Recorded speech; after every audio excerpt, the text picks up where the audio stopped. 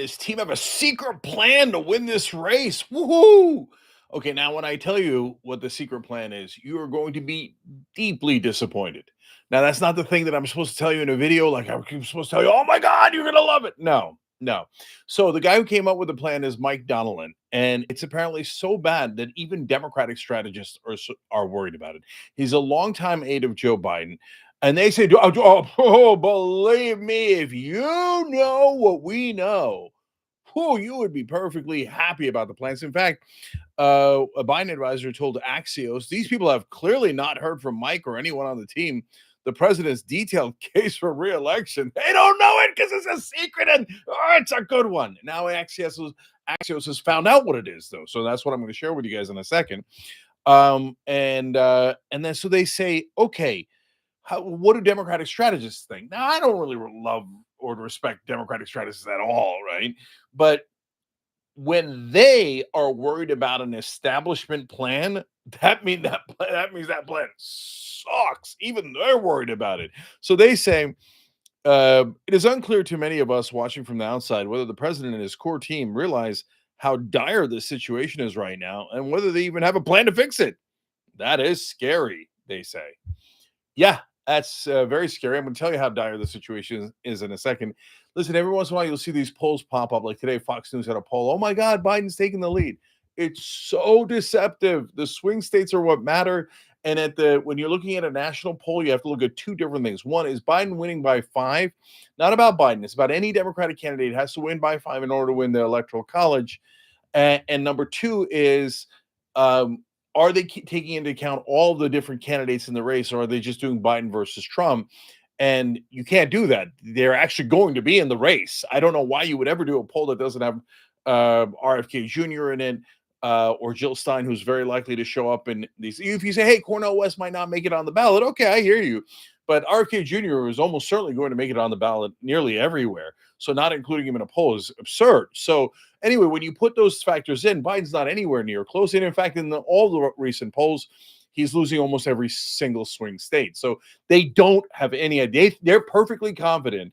And when people tell them, hey, you guys might not have, you guys got to turn it around because you're actually losing. They're like, oh. And in fact, one of the points of this article is that they exiled dissenters. Anyone who says that they might not win, they're like, get out. Well, that's a terrible way to run a campaign. Here's a quote from Axios. Even for those close to the center, there is a hesitance to raise skepticism or doubt about the current path for fear of being viewed as disloyal. I mean, that's the kind of thing that Trump would do. Don't tell me I'm losing. You're disloyal. Okay, let's not turn around. Well, that's not going to help you win. So what is it? Let me tell you guys finally. What is this genius secret plan that Donald and other top advisors have? Focus on January 6th and the threat to democracy, and focus on Donald Trump's character. Those are the two main parts. What? Okay, so you're not going to talk about people's lives at all, like how the economy is affecting their lives, how different policies and matters. Look, guys, I'm not just saying being a policy wonk, but you have to actually address people's real concerns in their real lives. So your genius secret plan is to say to people, right, remember what happened 4 years ago. Look, guys, I get it. I'm obsessed with protecting democracy. And I want to make sure that Donald Trump loses because of that. And I know others are too. And I know that Biden is even picking up some senior voters who care more about that. God bless, no problem. I'm not saying that you should never talk about that. But to say that you're going to structure your campaign around that, something that everyone already knows. But think about it. If everybody already knows that, and you're already losing very badly, you're losing every swing state, and I'm going to give you even more devastating numbers in a second.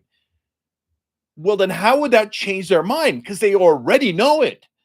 How does that affect their day-to-day lives? Like where they get excited to go out and vote for you because Biden's going to do this. Biden's going to what? Not beat Trump. And then Donald Trump's character. Are you kidding me? We all know Donald Trump's character. And when I see cable news pundits say this, and then I see others in the real world repeating it because they heard it on cable news, oh God, it's so disheartening. Well, nobody's paying attention to the election now. I heard that from Joe Scarborough. People only pay attention to the election in the last couple of months. Yeah, in a local election or a state election where you barely know any of the candidates, and then you try to figure out who they are at that.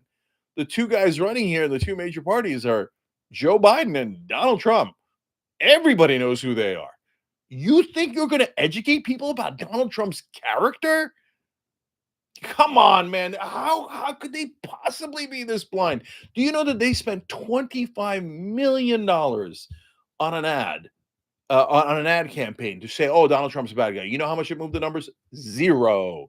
So now let's get to numbers because right now, Biden's approval rating is 37.4%. Oh, his disapproval numbers are 56.7. That's a I'm sorry, a 19-point difference. You think you're going to make up 19 points by saying, "Hey, remember Donald Trump's a bad guy. Remember he did January 6th," and that's your genius secret plan. Okay, I checked Polymarket. So that's a prediction market where people actually put their money where their mouth is. So they're not like, "Oh yeah, I think this." No, they're it's the wisdom of the crowd. They actually mean it, right or wrong. They're like I said, putting their money where their mouth is, and so those prediction markets usually do really well in look, nothing's perfect. That's not the only factor you should consider. But what do people think when you go to that market? Well, 56-33 Trump. So I'm sure that the Biden team is way smarter than all the markets in the world and all the prediction markets and all the money in the world. No, they got to figure it out. No, he's not. He's not down by 23 in terms of percentage likelihood to win. No, he's in their crazed mind. They think he's already winning. 37-56 approval to disapproval. 56-33 the prediction. Okay, you can say I don't believe in prediction markets. You can say I don't believe in polling. But then, brother, what do you believe in? Fairies and ghouls and Joe Scarborough? Okay, I mean, it doesn't make any sense. All right, so by the way, in that prediction, Polymarkets is a sponsor of ours. We say that all the time. You see us, we do the show live Monday to Friday, 6 o'clock Eastern, right? And we say in the beginning, live from Polymarket Studio, but I love it. I mean, I'm looking at it, and they have RFK Jr. at 1%. That's man, that's a good deal. They have other Democrats at 1%. That's a good deal, excluding Gavin Newsom, Michelle Obama, and Kamala Harris. And in the prediction market, Biden's chances of winning, I mean, dropping out of the race entirely is 28%. But if you say that in Washington, they're like, "That's a crazy conspiracy theory." All right, brothers and sisters. I mean, whatever floats your boat. But like having read this, though, I'm worried that no, he's digging in more. Like he should be thinking about pressing the panic button, and instead they think they're like on top of the world. We're just going to tell people Donald Trump's a bad guy, and then we win. Oh, people don't know that. They're going to find out in the last month. Oh yeah. All right, more. So it turns out that that inside the inner core is not just Donald, but First Lady Jill Biden's top aide Anthony Bernal and new Deputy Chief of Staff Annie Tomasani. And they're in a group of people like, "Oh, we got this. We're nailing this. We don't have to change anything at all. We just say Donald Trump's bad." Okay, wait, but why did I read you that? Who cares who the individuals are? Here's what struck my attention. Three inner core people mentioned in this Axios article, and one of them is the First Lady's top aide. Why is the first lady's assistant have anything to do with this? Why is she one of the very, very top decision makers in the Biden campaign? Look, I know I'm a bad guy, and you're not supposed to mention Jill Biden, and Joe Biden gets very mad, and the people in power will be very, very mad at me. But why is Joe Biden not being pulled when he should be concerned about his health? I mean, it looks like a Dianne Feinstein situation, and Jill Biden's like, "Nope, I don't see it. No, I want to stay in power." Joe, don't we want to stay in power? Joe's like, "Yes, I want to stay in power."